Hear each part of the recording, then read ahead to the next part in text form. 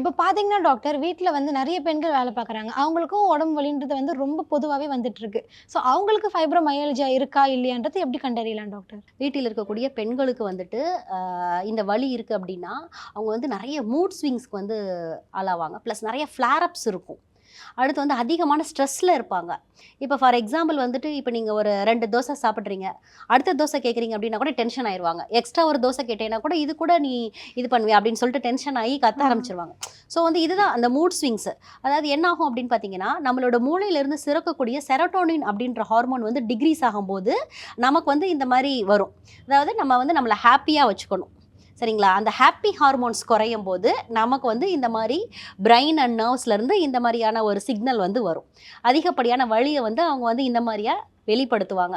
For example வந்து அதிகமா tension ஆகுறது, அதே மாரி வந்துட்டு ஒரு எப்பயுமே ஒரு பதட்டத்தோட இருக்கிறது, ப்ளஸ் வந்துட்டு ஒரு டென்ஷன்லே இருக்கிறது.